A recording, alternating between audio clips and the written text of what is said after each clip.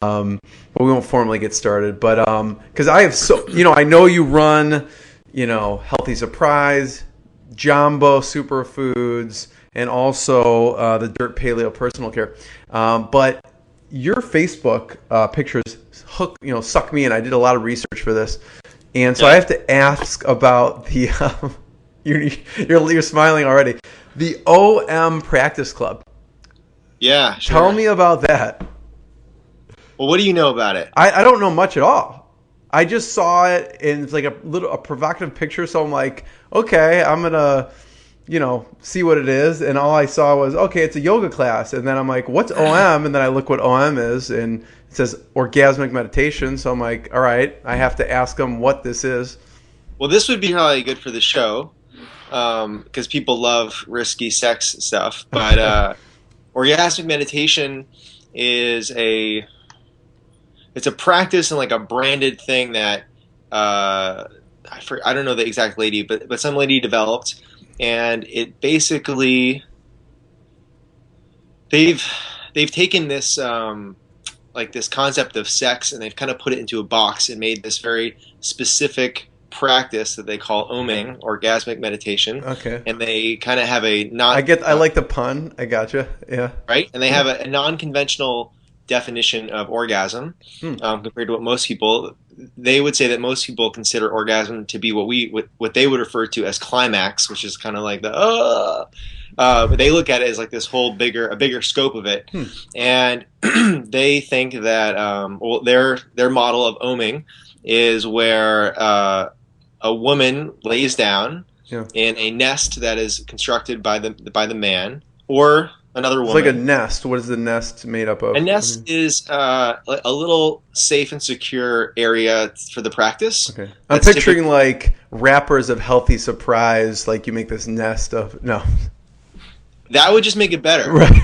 You can do that, but it's usually like a yoga mat and some pillows. Okay. And just kind of like a little comfortable area to practice with. And then the man, they've got some protocols to kind of go through it, so it's kind of structured, and it's a group class though, right? It's like what? It's a group class, like there's multiple people, or is this done in the practice of your own home? Both. So oming is a practice between two people, and then they have what you saw, which is the Om Practice Club, which is kind of like a organized meeting of practitioners of oming that can come together and find other partners and practice together. But I didn't get to what it is. Yeah, go ahead. It's essentially pussy stroking. Really? How they would refer to it colloquially. Yeah, and it's 15 minutes of like a very specific but not very complicated stroking of the clitoris. Wow. And you do this in a group, like a room full of people? Yeah. Wow. So was that hard at first to like be in a room full of people in this intimate, with your significant other, or no? By the time I got to the Om class session environment, it wasn't really hard for me because I've been doing work by myself with my partner in kind of sexual exploration and enlarging my idea of what is like shameless sex. I think our culture has a huge amount of baggage and shame it just kind of puts on everybody about sex. Right. And I've been working for a long time to kind of diffuse that and untangle that in my own brain. Yeah. And so, for me, it wasn't like a big deal. But, you go to one of these kind of like first time Om classes where they bring on a bunch of people who have never been there before. And, on the one hand, it's people that are at a Om class, so they're not exactly the most prudish people that they kind of know what they're getting into a little bit. Yeah, but that's about it though. They're not like like porn stars that are like super experienced in this. So it tends to be people that are right on the edge, and for a lot of them, it can be very terrifying, or just like very intense experience to see kind of like a group sex environment. So wow. For me, it's not too big of a deal, but it can be intense for a lot of people. Yeah. See, I never thought in a million years this is the direction of where our conversation would go. But, you have so many fascinating pictures and hobbies. Like, I have to bring some of this stuff up because I find it really interesting. There's also a picture with you in a room. it almost looks like a temple with skulls. You know what I'm referring to? What is that? The skulls are on a table, right? Yeah, there's skulls are on a table. There's like skulls. There's some bones. So yeah. So that was a shamanic psychedelic ceremony that I attended in Peru. I mean, so what was that like? Well, whatever you kind of are conjuring with the pictures, yeah, it was like 10,000 times more intense than what it looks like. It was a very, very amazing, profound experience. I was very lucky to participate in. Did you go there knowing that's what you're going to do, or were you just traveling in Peru and you stumbled upon this? My friend Aubrey Marcus invited me down to. I've heard of Aubrey. Yeah. Yeah, so he invited me to go with him and some other people down to Peru to meet this shaman that he really likes, this guy Don Howard, who's incredible. And, Aubrey's a seasoned guy, and I trust him. And he said, look, you got to come down here and see what this guy's cooking up. Right. And I didn't need to go much deeper than that. I mean, I knew the medicines that this guy worked with. Yeah.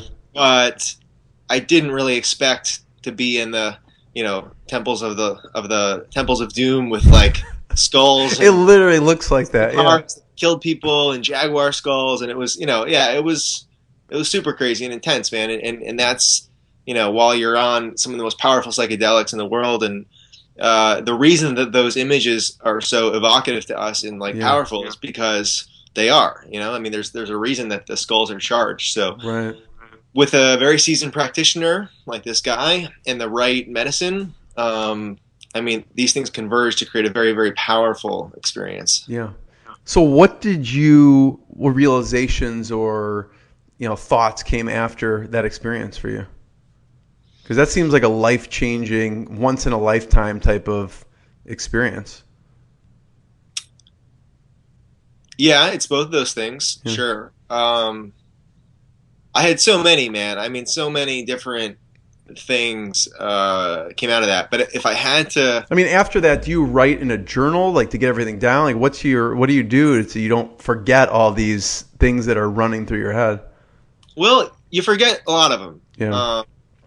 Because that's the nature of the experience. I mean, almost like dreaming, that you can't bring it all back. Right. And when you do very powerful psychedelic medicines that create these kind of mystical states, the experience that I have, and I think a lot of people share, is that the immensity of the experience, it's so profound and so overwhelming, and so the bandwidth is so much that when you return here to the default consensus reality, right.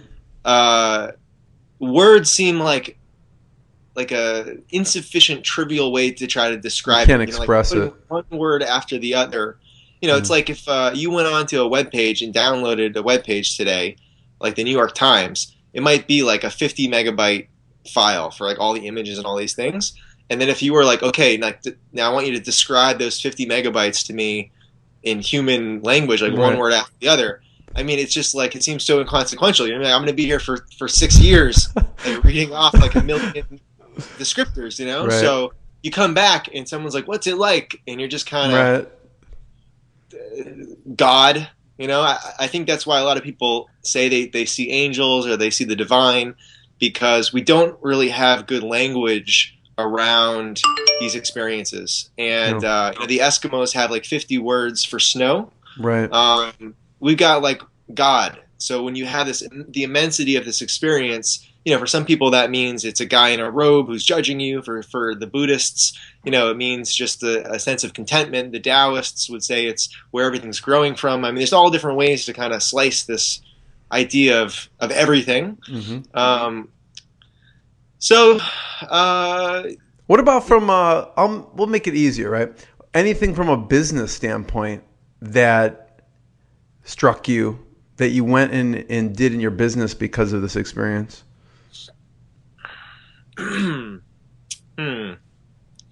from a business standpoint. I mean, one of the biggest takeaways from that kind of work is that this life that we're in right now is really like it's a game, and I feel it's like a buffet of pleasures.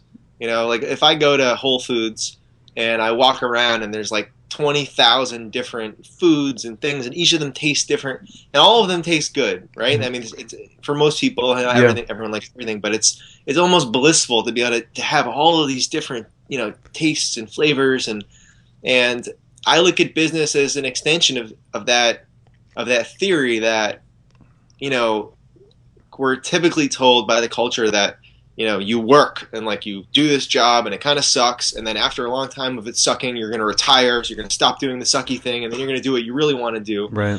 And that's the more conventional narrative. Whereas for myself, I look at you know, business is a way to do fun things that normally I wouldn't ever be able to do. So, for example, you know, I don't know you too well, but I don't think people could just write you a check and say, hey, you know, I've been a floor sweeper for the last, you know, 50 years, but I want to be on your show. Like, that's not really interesting. You're not going to really want to have that person on there just because they say, hey, I'm going to give you money. So, right. In order to have these kind of like really cool experiences, like winning a Grammy, or, you know, jumping out of a, like that guy who did jumped out of the highest balloon ever, or going to a show, or meet musicians, or, you know, travel the world and tour as a rock star. Those are all things you do because of like professional achievement and the, you know, from that standpoint, as opposed to just like working. So yeah, when you go back, and for me, having that kind of real it gives you a lot of perspective of like what's going on and what's important, and how the little things can be trivial. So coming back to that, I kind of try to bring that back to me as much as I can. Was when you're here, you know, we're scared of a lot of things. I'm going to run out of money. My girlfriend's not going to love me. You know, I'm going to get hit by a car. There's all these problems and things we wrap ourselves with normally, and it's easy to forget. For me and for everybody, that, hey, you know what? Maybe the point of being here is to have fun and try to explore all the pleasures that are available to us. Yeah. So it gave you a huge sense of perspective in general. Yeah. You know, and the other thing is, I don't even know, it's you with a gun. I don't know if it's in Africa or something. Yeah, sure. Was that one of your travel escapades also? Yeah, I've been all over. Yeah. Done a lot of traveling. I did a safari in Kenya. As I was working my way down to Tanzania, where I climbed Mount Kilimanjaro. So I spent some time in Africa. And actually, my time in Africa was where I learned the word Jambo, which is the greeting in Swahili. It's hello. It's a very fun word. Everyone's Jambo, Jambo, Jambo. So that's where that name came Jambo, from. Got it, yeah. Yeah, but that specific photograph was at a game reserve, like a national park in, I believe it was Tanzania or Kenya. And that was one of the, I don't know, like game warden is really maybe the word, but it was one of the guys who, like, you know, protects the elephants. And they're all armed to the teeth because the poachers are all armed too. So it's like a full-on war. And, you know, yeah, I heard a little bit about this. It's super dangerous. Yeah, it's very dangerous down there. Wow. So where were you at? What business were you running at the time, or what were you doing in business when you went to Kenya? Well, Kenya, I was working with my father. So I was in the construction world, and that was kind of like a lifetime ago. I was living in Florida. I was on the East Coast. And that trip really was one of the things that got me to really kind of examine what I was doing and what I wanted to do with my life. I did a lot of journaling, and I realized on that trip that, you know, working in this, you know, working for my father and kind of being groomed to take over this business was like a fantastic opportunity, and it was a wonderful business, and in a lot of ways it would have been easier than kind of like what I did, which was basically pack up everything in my truck and drive out to California. Right. But, you know, as much as that kind of would have been like an easier, cushier thing, I just realized it wasn't for me. I needed to go out and kind of break out and be my own man and do my own thing. And now looking back, 3 businesses later and all these crazy experiences that we're talking about, I think it was the right decision, and to stay, in my hometown and work in the family business. Yeah. So what made you decide to go to Africa in the first place? Were you trying to contemplate this type of life change, or? Well, in this instance, this trip that we're talking about, it was my second trip to Africa. Oh, wow.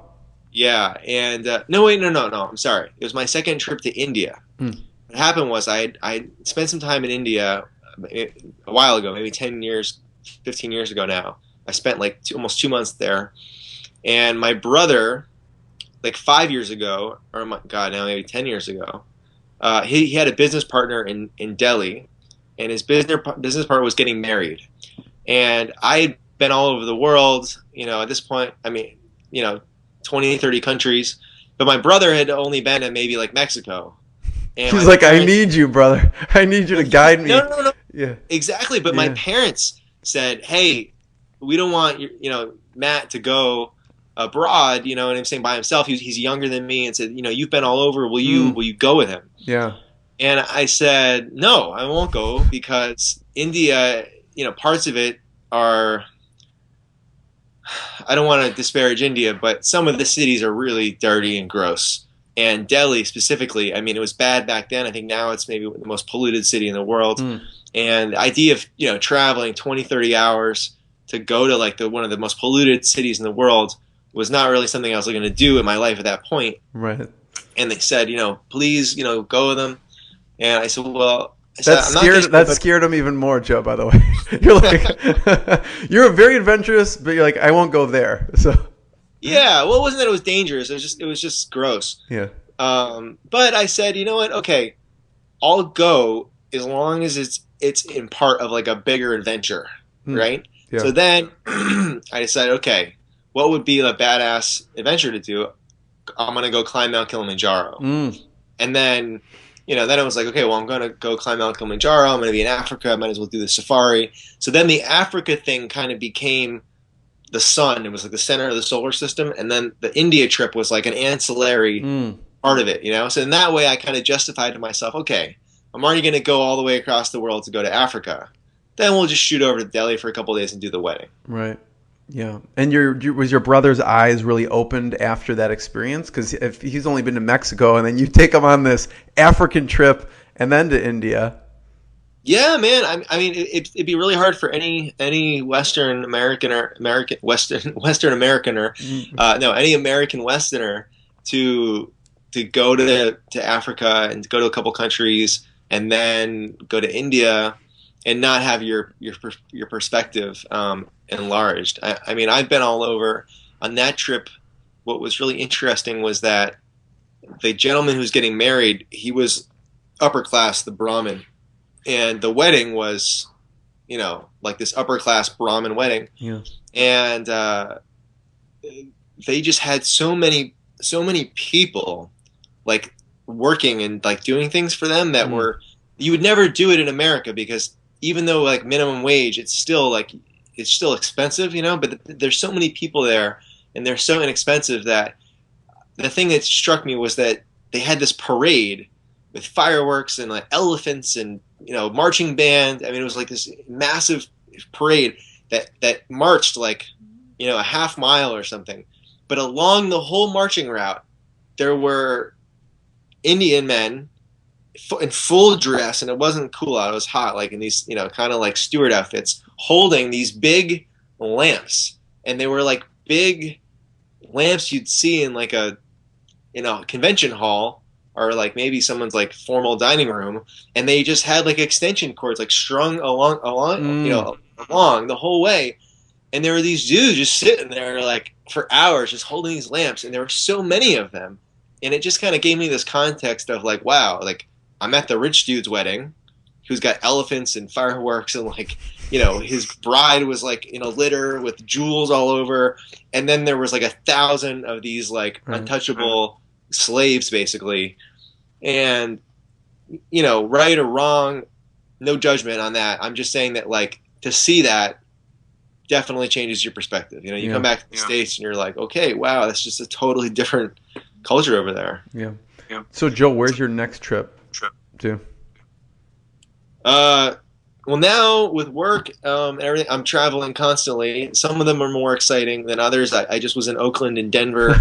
You're like Africa, Oakland. Let me see. Yeah. So those ones aren't too crazy. But on the more crazy side, I'm hoping to get down to Peru again in the summer to go drink some ayahuasca. So that will be another. That one's a little. I'll have some more meat to fling to your readers when I get back. You know, I just interviewed, I don't know if you've heard of Wim Hof before. So because it made me think of, we were talking about Mount Kilimanjaro, and he's taking like 28 people to the summit in just their shorts and shoes or something. So maybe. So when I summited it, I was wearing like 7 like jackets on. I mean, Really? it was almost like a spacesuit. You had so much clothes because it's so cold when you're up there, and then the top of it is a glacier. Right. And you climb up, and it takes hours and hours and hours, and it's like minus 20 degrees up on the top of it. Right. So to go up there in your shorts, you know, that's but he's the Hoff, he could do it. Exactly. You know, there was one where you went to Dixie Elixir. That I just noticed. So tell me, what are some of the takeaways from that? Because you said, I think in the post that it's the world's largest infused edible company? Yeah. Yeah. I mean, I don't know that there's like a Forbes ranking, but I think they've raised about, and someone can go check this, but I think it's 20, 30, 40 million dollars, a huge amount of capital. We'll say it's one of the ones up there. So, but yeah. I try to. I'm in a position now where I got to be careful about my words. Because, like, and I'm sure we'll talk about this later. But with Healthy Surprise and the health claims, if you say something's vegan, the vegans, they know. But so Dixie, I mean, what will probably be interesting to a lot of the listeners is that if you go to Colorado and you spend any time with people that are in the industry or go to any of the places. They're just so like it's not a big deal, like it's just another day at work, and like it's a plant, or chopping this one down, and we're putting it in cardboard boxes, and we're doing accounting and HR, and it's just like whatever. But when I go back home to Florida, which is where I'm from, and I tell people I'm in the cannabis business, their heads shrink a little bit. They look around, cannabis, and their voices drop in little hushed tones. And, it's just such a different. And world. you open your coat up, and you're like, "Do you want any of the?" No. Only in places where it's legal to do that. Right. I would never do that in a state where it was illegal. But there's the fact at which that people are operating with such comfort and at such scale. I've started quite a few businesses. I've raised some money, but raising tens of millions of dollars, building out a multi-million-dollar facility, it's a big scale. I mean, I think they have like 50 to 100 employees. Yeah. So they're operating a cannabis business at scale, and what's cool about that is that I don't think it's really ever been done before, in a legal fashion. I'm sure the cartels operate, but unless you seem like Breaking Bad or something, but yeah. Yeah, I would say legally. What's neat is that they're trailblazing it. One of the things that's real fun and very difficult in being in the cannabis space is that there are no mentors, there's no trailblazers, nobody's done it. You can't even call a lawyer and say like, hey, what do we do? Federal law says no, and the state law says yes, and like, what does it mean? Nobody knows, and I'm not going to be able to use the spiel anymore, maybe in a year or two, because people are starting to know, and it's starting to get figured out. And I've been in it for a couple of years now, and it's just so murky, and so you just got to keep going forward, which is a meta lesson in business, as I'm sure you know. I mean, it's the entrepreneurial challenge, but it's like 10x in the cannabis space because you have all this risk. There's a lot of legal, it's not clear legally. and stuff like that. Well, it's not. Yeah, it's not clear. Yeah. You don't have access to the post office. You don't have access to the banking system. You don't have access to a lot of talent. Capital is very, very difficult to get. So I mean, there's a lot of challenges that make it even more difficult. But so these guys in Dixie, they fought through. I mean, we're fighting through it, but they fought through it, and that was kind of inspiring just to see, that it's happening. It's happening at a big level. Yeah. And so were you going there too for market research purposes for Jambo Superfoods? Yeah. I mean, we're growing, and our hope and vision is to be able to operate a facility, hopefully in California, where we can be as, let's say, compliant as they are. So, they're operating this big thing, lots of employees, and they're not worried about, the SWAT team coming in and arresting everybody and doing all that. California, and we can go as deep into the details of it as you want. Yeah, go ahead. Yeah, but there's all kinds of different conflicting rules and laws, and it's created what they in the industry they literally call California the Wild Wild West. It's almost like the industry term, and they almost disparagingly like Colorado is like. They get it all figured out, and they have the rules, whatever, and it's like all these crazy, cowboys in California, because there's not a lot of law, there's not a lot of regulation, and there's conflicting stuff. So California, you can go in and anyone can buy it, right? Because I believe in Illinois, I'm in Chicago. Oh, you can't. No, you can't. So California has a medical marijuana program in place for about 20 years now, and pretty much anybody can go get a doctor's recommendation. You need a doctor's prescription. You need a doctor's recommendation, and they're not particularly difficult to get. It's pretty much if you can find that the plant is beneficial to you, and you don't have any contraindicating, things, and you're not crazy, and the doctor doesn't think you're a risk to yourself. Then you can get a recommendation and you can go get it.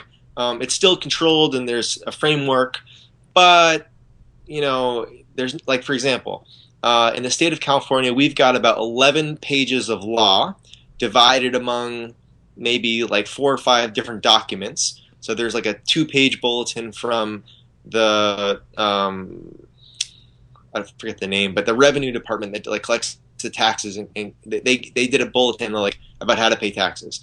And then the Attorney General under Schwarzenegger issued like a 7-page bulletin about like how your corporation should be set up and some of the rules and the way that he interprets it.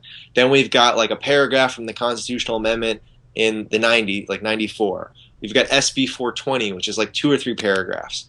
So in aggregate, when you put all the law together, you've got like 10 pages of guidance. Right. So, 10 pages is not like 10 words. I mean, it's got some stuff in there. But the word edibles never mentioned in anything. Yeah. Right? So that's just not even listed. Now, if we go to Colorado, I think they got like 100 pages just on edibles. You know what I mean? About testing them and labeling and, how many milligrams and da-da-da-da-da. Right. So they got this whole corpus of, regulation and guidance and how to be compliant and pay your taxes, whatever.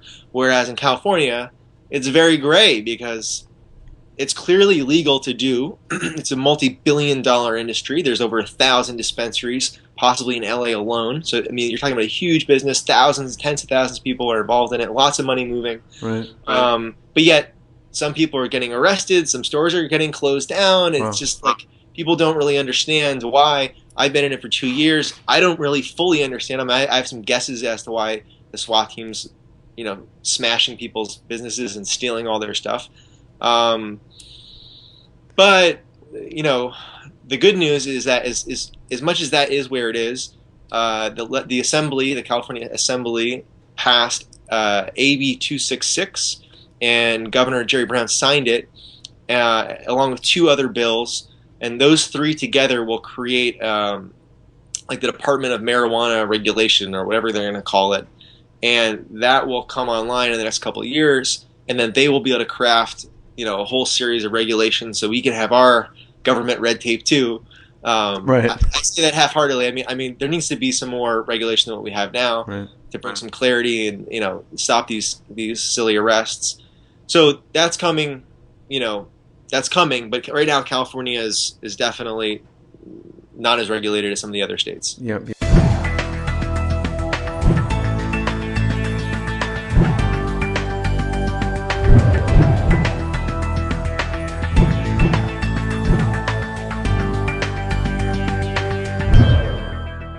Dr. Jeremy Weiss here. I'm founder of InspiredInsider.com, where I talk with inspirational entrepreneurs and leaders like the founders of P90X, Baby Einstein, Atari, now Healthy Surprise, and many more, how they overcome big challenges in life and business.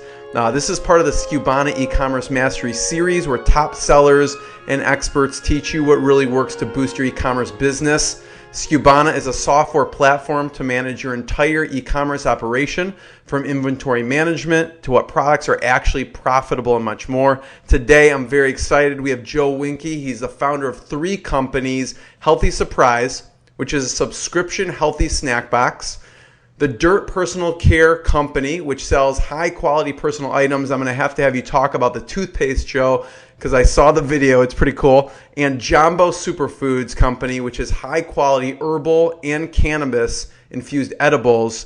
Joe's been featured on the Wall Street Journal, Oprah.com, Playboy.com, many others. Joe, thanks for joining me. Thanks for having me. It's a pleasure. I want to hear about the lowest point so far, because you've had 3 businesses, a lot of journey, and then the proudest moment. So what's been the lowest point for you? The lowest point? Well, I think we touched on it earlier. I mean, just when cash flow was getting low, and I was kind of running out of money, and we were losing customers. That's like a conventional kind of like storyline. Okay, that's the low point. I ran into some problems that maybe your listeners can learn from. And the first one, which wasn't the most apparent problem at the time, but I can't stress this enough, was that I didn't charge enough money. Yeah. I was going to ask early on, how'd you figure out your pricing? Yeah, so I marked it up based off of what I thought was like if you go to Best Buy and you buy a TV for $100, they probably paid $60. So that's kind of like the standard like discount on a lot of stuff. It's a discount in construction fixtures, which was kind of like my history. So if someone buys a toilet, same kind of model. Right. So I thought that kind of markup system would extend over to what I was doing, which is not enough. And in fact, with my current portfolio of brands, we don't come to market if we don't have a 5x multiple on the cost of goods. So if you want to compare this, if we want to sell a widget for $10, it can't cost us any more than $2 to make. Right. Whereas with this model, if I was going to sell my Healthy Surprise box for $10, it'd be costing me $6. So that's a tremendous difference. Yeah. And at the time, if someone had told me that you needed to mark up your boxes 5x from what you're paying, one, I would have said what most people say, like, that's too much and I'm ripping people off or whatever, which really is founded in naivete, because a Coca-Cola is costing you 100x markup, and that's what you need to be in business. It costs a couple cents for them to make it, yeah. I mean, I can do a whole diatribe on that, but that was one of the main things was I didn't charge enough. And part of that was because you can't charge 5x on healthy food. Groceries have a very low margin, and people have been conditioned by going to their grocery stores for their whole lives that they don't pay a huge amount of money for food. Like, food is not one of the things you pay a big premium on for a lot of people. Right. Whereas people want to buy expensive cars and expensive colleges for their kids. They don't want to buy expensive potato chips. Right. At least they didn't, 5 years ago when I started it. Yeah. No, I agree. It's like if you buy like a kombucha, right, that's like $4, you can get like an entire value meal like McDonald's for like the same exact price. Exactly. Yeah. So there's that piece about it, and the charging more. And I if people take one thing away from this, if you're selling something and you make it, charge a lot for it, at least 5 times, hopefully up to 10x or more. Right. And then the other thing, so that was my mistake, and that was something that I could control a little bit. Yeah. In as much as that I could have charged more, but at the time, it's hard to charge for food, but whatever. Yeah. Then the other thing that I ran into that I couldn't really control so much was that I kind of started this category, the subscription snack food category, which was kind of cool. And other people took notice. And I ended up having a bunch of people copy the idea, which is great and it's fine. And I even had some people like copy our website where like they copy the actual text. Really? Their description. So like, my name's Joe Winke. I'm the founder. Yeah! They literally copy like word for word. I have screenshots. I you know, what is it, my ego? But I have like a little folder on my computer of like screenshots of businesses that like, you know, at the time were copying me. I just couldn't believe it. It was so like flattering and kind of gross, like simultaneously, right. Emotions. So there was a bunch of people that copied me, and that wasn't the problem. The problem is that they went and raised a lot of capital from it, and that was something I didn't do because I read this book, The 4 Hour Work Week, and my goal was to have this cash flow business, not to build this giant snack empire. And I always let that be my guidepost. I always wanted that was the reason I was doing this. It wasn't for the money to become a huge, rich venture capitalist guy. Right. But there were people that did do this, and some of these companies raised, you know, Nature Box, who's still around. I think they raised like $29 million. Wow! And that's an abstract number for even me 5 years ago. Now that I've, you know, run some businesses and we're doing some big revenues, like when you raise money, you don't raise it to put it in the bank and get interest on it. You raise it to spend it, to make shit happen.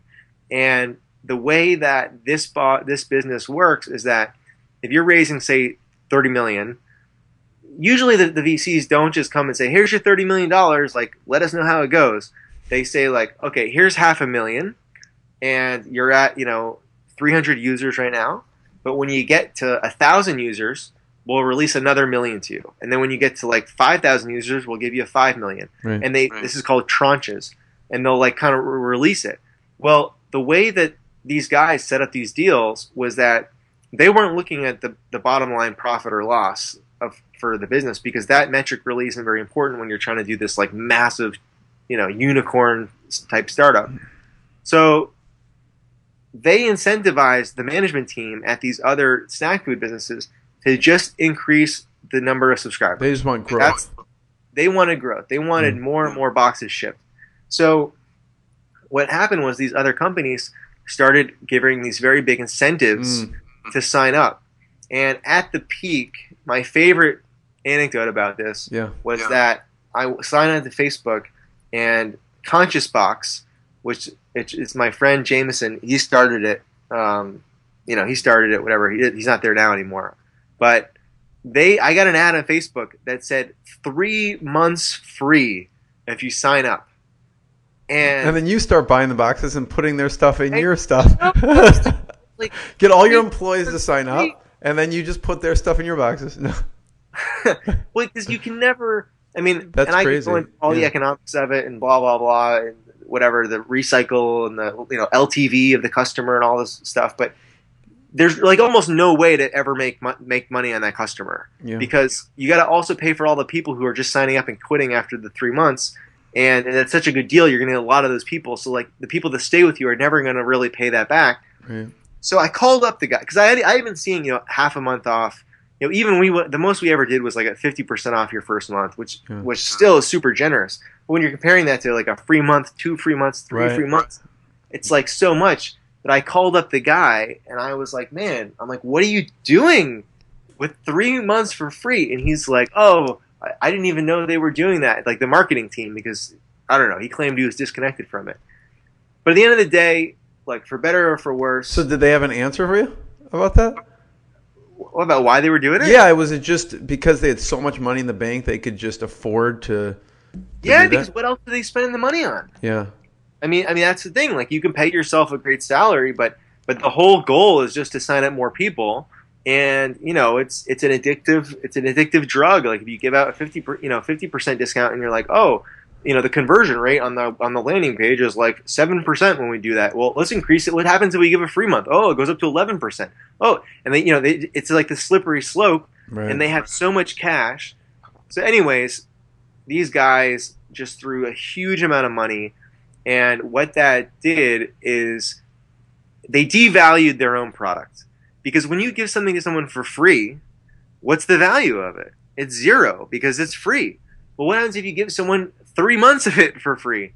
Well, they basically trained anyone that was interested in a subscription snack box that you should get it for free for 3 months. Right. So then you go to my website where I'm bootstrapping this thing, and I only, I had, like I said, I had some money, but compared to these, $30 million, it's like I'm in this little, little 20-foot sailboat, and I'm going by like the USS Nimitz class, aircraft carrier. I mean, it was just, I was like this little thing, and they had, these massive guns, and I'm like, shit, how can I beat them? Well, it's hard to beat, it's hard to compete with someone that is that well capitalized. So I pivoted the business a little bit, and we're still here and we're still around. But to answer your question about what was really tough, what was tough was that it took me a while to realize what was going on.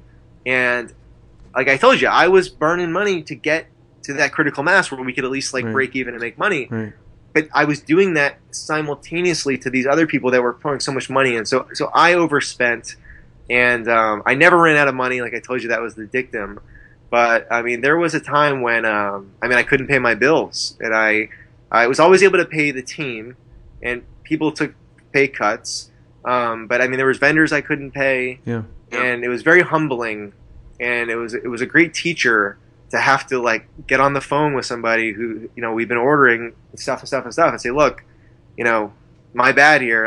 I misjudged and I can't pay you, and I want to pay you, and I'm gonna pay you, but right now I can't. And we ended up paying everybody, and we made it through. But that was a really big learning experience. So it was just being as transparent as possible with the vendors to tell them kind of the situation. Yeah, but I mean, I think that advice works with everything in life. You know, I mean, the truth really will set you free. And I wasn't trying to screw anybody. Right. And I kind of told them. I mean, I created payment plans with people, and I said, look, I may owe you $1,000. I'll pay you $100. Yeah. I'll try to pay $100 every month until we can pay it down. But yeah, I mean, being transparent with people, and I mean, I had an advantage that people were also getting a very good promotional value by participating with us. Yeah.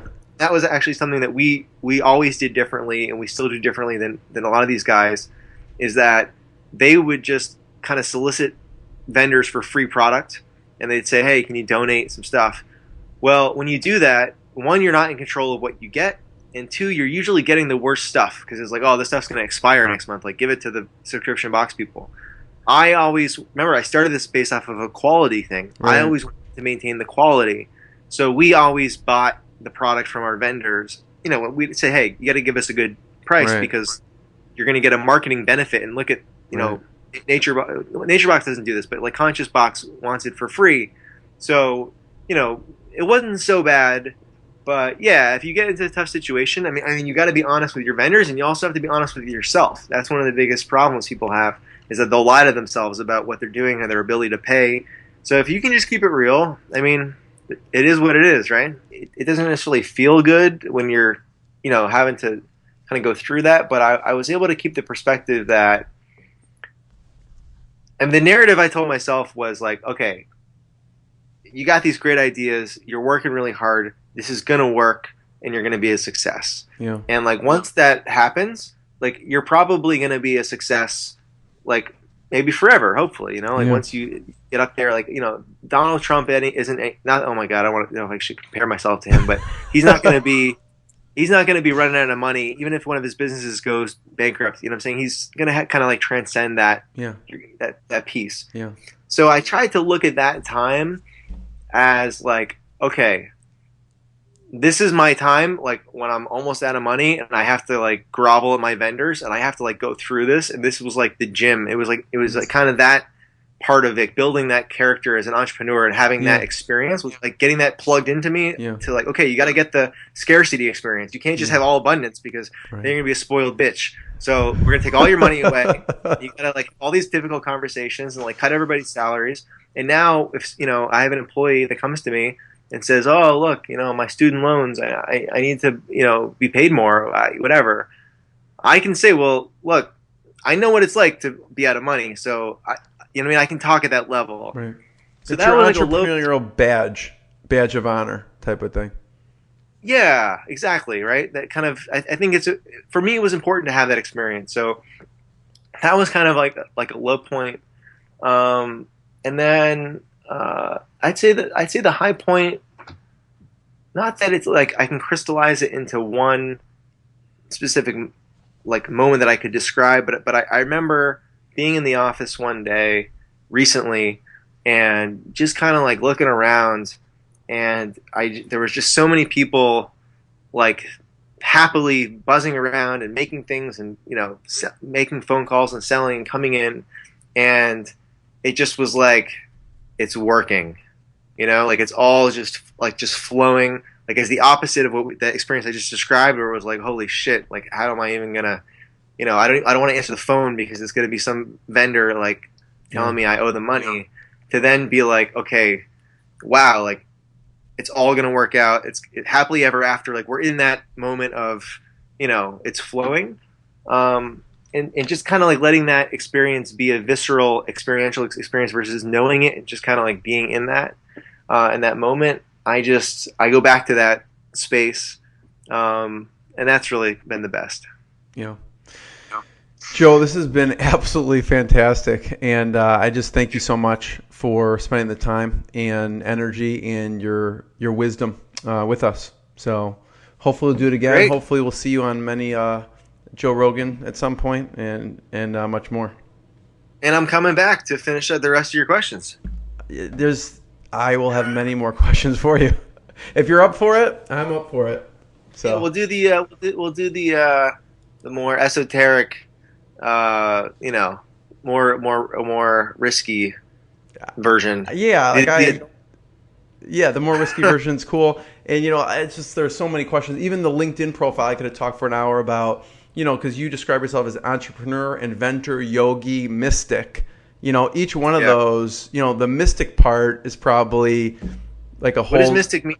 I don't know. I was going to ask why you put mystic. I mean, mystic to me, obviously, I saw that visual of you with the skulls, and I read a little bit about. Someone posted, "Are you with the shaman or something?" So I picture like just spiritual, using crystals or the universe. I'm not, that's what I visualize. Nothing concrete. Okay. Yeah. Should I go into? Yeah, go ahead. Go.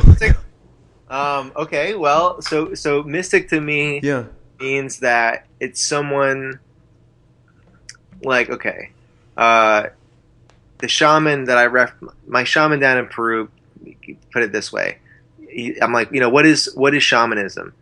And he's like, well, in religion, you basically have these people that say they can talk to God. So like the Pope is like God's person here or whatever, and then the priests like are able to like, so they liaise between you and God, like this intermediary thing. Yeah. Whereas a shaman is someone that would say, instead of like saying like God says you should do this, the shaman will say, well, if you want to know what God says, why don't you go ask him? I'll help you get there. So they try to just take you directly to the source versus like being this intermediary person in between. And to me, that is the role of the mystic. It's the person that goes direct to the divine and seeks out the wisdom directly. And there's a bunch of different technologies that exist to allow people to have these mystical experiences, whether they're isolation tanks, certain breathing or pranayams, or psychedelic medicines and drugs. Right. So there's different ways to activate kind of the mystical experience, and I'm a fan of doing that. That's a great way of describing it. Yeah.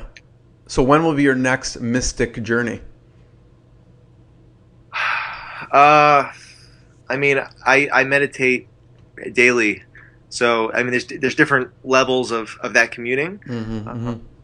Like for example, yoga translates into union, and to me, like the true definition of yoga, what people think of it as in America, warrior one, stretching, and it is those things, but really it's union, and it's the union of the individual self with the universal self. So one becoming one with God, that meeting of the two. And so that's, to me, what my yoga practice is. It's working at dissolving my ego, my identity, and communing with everything. So you can do that with a meditation and just trying to release from the thoughts and the observer that is you. But then you can also do very powerful psychedelic medicines that really ensure that's going to happen at a massive scale for a long time. So I try to do those on a heartbeat. The funny thing about these drugs is they say you become a drug addict when you do these really powerful medicines. Like, you're not racing to go back and do them again. I mean, they're very intense, and usually you need a lot of time to kind of process them and understand the enormity of the experience. So, probably in the summer we'll do another deep dive. You're like, next week. No, I'm just kidding. Very good. Cool. This was really fun. Joe, awesome. You've got a great way of drawing people out, and thank you so much for having me on the show. Thanks, Joe. I really appreciate it.